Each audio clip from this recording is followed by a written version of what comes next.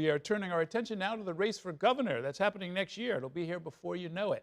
Kathy Hochul is up for re-election and is facing a primary challenge from her own lieutenant governor. That's my next guest, Antonio Delgado, who's been calling out the governor over two major pipeline proposals here in New York. This comes after the governor reportedly struck a deal with the Trump administration a few months back in order to save an offshore wind project off the coast of Long Island. We'll explain. The two projects that are under discussion are the Constitution Pipeline and the Northeast Supply Enhancement Pipeline. Hochul has faced mounting pressure from environmental activists and some lawmakers to oppose those new gas pipelines.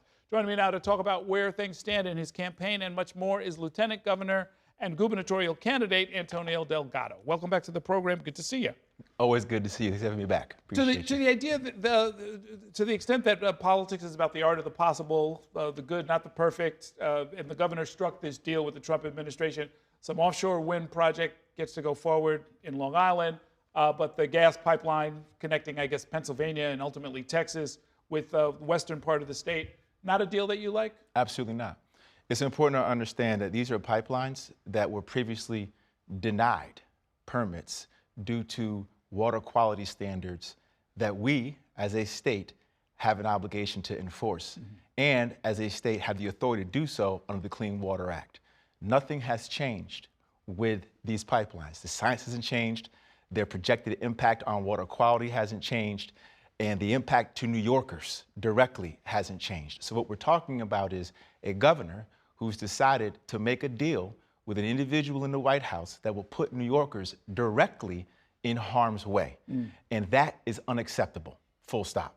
And would you, assuming the deal couldn't have been done any other way, the loss of the offshore wind project would have been just a casualty of that reality?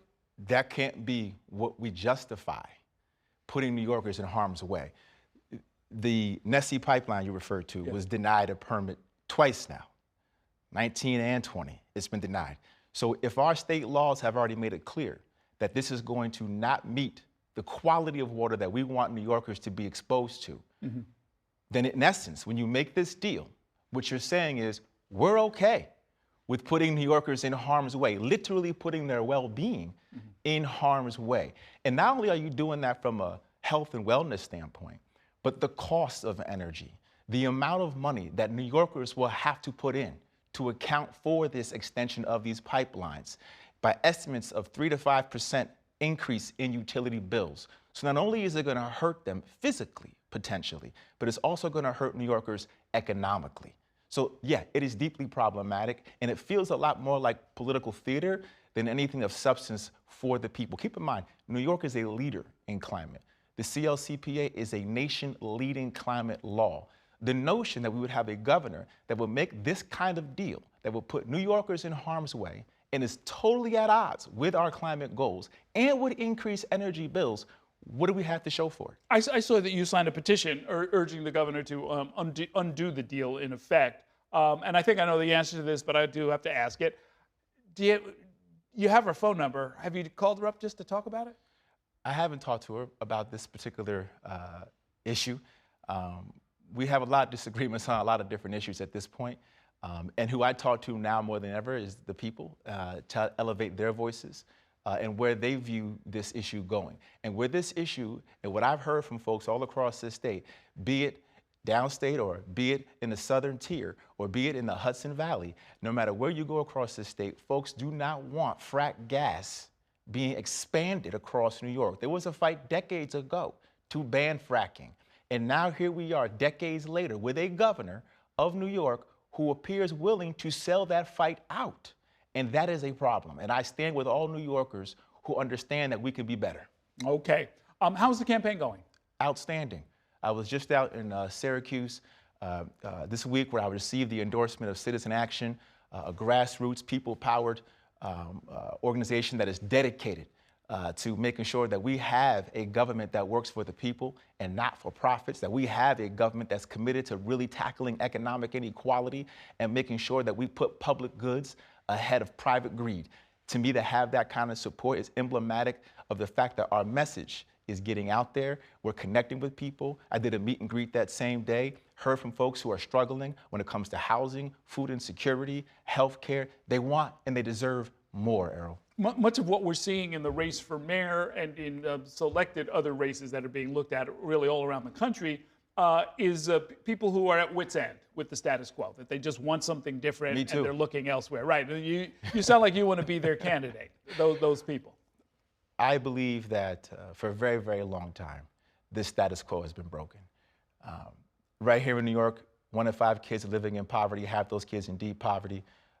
2 out of 5 households all across New York can't afford basic necessities, and yet we have the largest wealth inequality gap in the country of any state. A $254 billion budget, the 3rd largest economy in the country, the 9th in the world if we were an independent nation, and the question remains, where is the money going?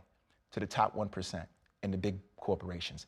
That's where it's going. People are going hungry, they're hurting, and they don't want elected officials who call themselves for the people, who seem more interested in taking money from the powerful to keep themselves in power at the expense of the very people who gave them power in the first place. So yes, I very much intend to be the people's champion in this moment. What's the most transformative measure that you think would help close the inequality gap within New York? And by that I mean economic inequality. I think there's 3 main issues that we need to center ourselves around: housing, healthcare, and wages. From a housing standpoint, we got to get beyond this idea of just giving tax credits to developers and hoping that it somehow will work itself out.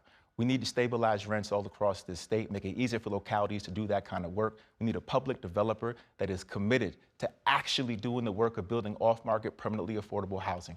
We need a healthcare system that drives the profit motive out of our system once and for all. And we need livable wages, not just a minimum wage. If we can secure these 3 things, I think this state can move forward in a fashion where we lift up all New Yorkers across this state of ours. That second one sounds like a real big one. How do you get a profit out of the healthcare system? I mean, it's just not set well, up. you take on the insurance companies. You bring more accountability into the system. You actually tax billionaires and big corporations. And by the way, the cost savings you get by eliminating more and more the insurance companies' reach because of its bureaucracy, the middlemen, all the ways in which it profiteers off the individuals. Folks are going bankrupt, Errol. Bankrupt over their health care. Whether it's medical debt now, whether it's personal debt, whether it's credit card debt, people are hurting all around this state and all around this country. And I think there's a real hunger right now for leaders who are prepared to actually rectify this grotesque level of imbalance born of the normalization of greed. To the extent that you're campaigning all over the state, I know you're paying attention to some of the politics here in New York City. I'm wondering if you've endorsed anybody in the race for mayor. Oh yes, I endorsed Mondami within 24 to 48 hours of him winning the primary. And do you know why? Because he's the Democratic nominee. It's simple.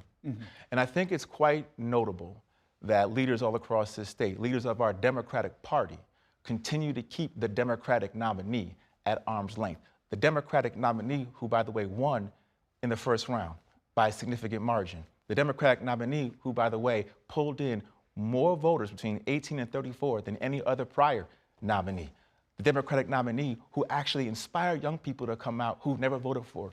And so if we're talking about the threat that we see coming out of Washington, and we're trying to build a coalition of the willing, who are we to have purity tests for who wants to jump into this fight and fight for all New Yorkers? And those of us who consider ourselves for the people, who are moral agents dedicated to fighting and lifting up the cause of justice in the face of the immorality coming out of Washington, need to push all that nonsense aside and do the work of building a broad-based coalition to fight and fight for all of us. When, I guess maybe it's premature, but since you raised the issue, if after next year's primary you were not the nominee, will you support the nominee? Of course, as a Democratic nominee, but I'm gonna win, Errol, and that's the point. The point is you put your work in and you fight for the people, and then the best person will win. I believe we have a really strong chance here to do something, not just me, but the people of New York, to do something. This is a movement that is about issues. This is a movement that is about correcting the imbalance that has persisted on Democrats' watch. This is a blue state, Errol, and people are hurting in this state. People are economically disadvantaged in a blue state, and we have to have more accountability. I'm here to bring accountability to that process. And I intend, along with New Yorkers all across the state, to change that for the better. Are there other phenomenon elsewhere in the state that you've picked up where young people are coming out in numbers the way we saw in the Democratic primary here in the city? I think young folks, I was just out in, like I said, Syracuse to the town hall. One of the things that I get from a lot of folks all across the state who are watching the mayor's race. And what they're trying to figure out is, where is not just the city going, but where is the state going to go? And are we going to move in a direction where there is a willingness, for example, to raise revenue from those who have a lot already? Is there a willingness to stop giving away corporate giveaways, right? Is there a willingness to say, how about we take these public dollars and invest them in our younger folks and give them an opportunity? There's an economic nihilism out there right now that our young people are saddled with because they don't believe they could be better off than their parents or their grandparents. This might be the first time in our country's history where the generation coming up is not only going to be better off, but worse off. Worse off than the generation ahead of them. That's unacceptable here in New York and certainly all across America. Okay, we are going to see you out on the campaign trail. Thanks so much for coming by. Great talking with you. Thank you.